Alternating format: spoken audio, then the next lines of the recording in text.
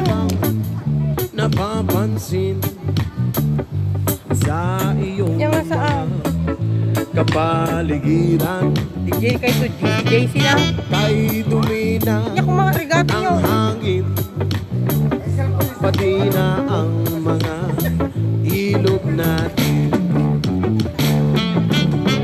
Hindi na masama ang pagpunta at malayong-layo na rin ang ating narating.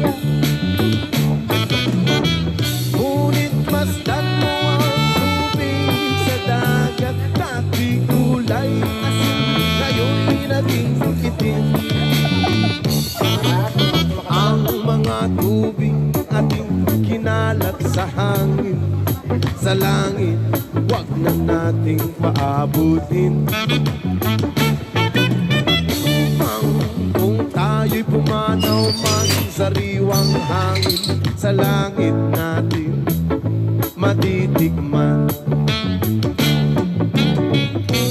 Mayroon lang akong hinihiling sa ating pagpanaw, sana ay tagulan. Gitara ko ay aking dadalhin upang sa ulap na lang tayo magkantahan.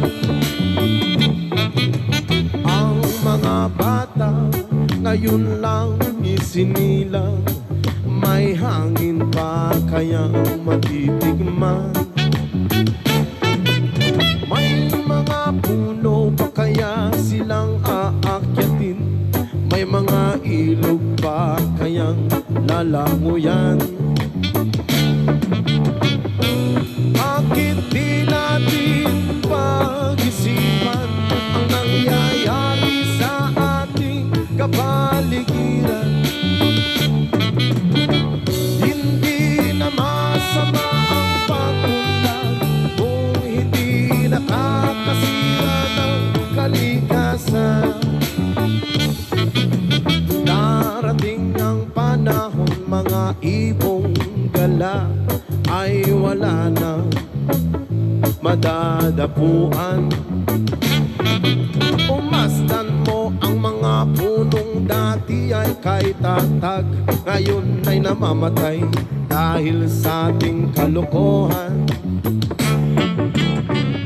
Lahat ng bagay na narito sa lupa, biyayang galing sa Diyos, kahit nung ikaw ay wala pa.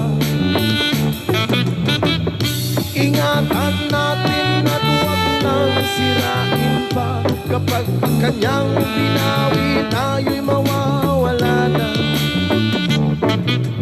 Meron lang akong inihiling sa aking pagpanaw, sana'y tago lang. Gitara ko ay aking dadalhin upang sa ulap na lang tayo magkantahan.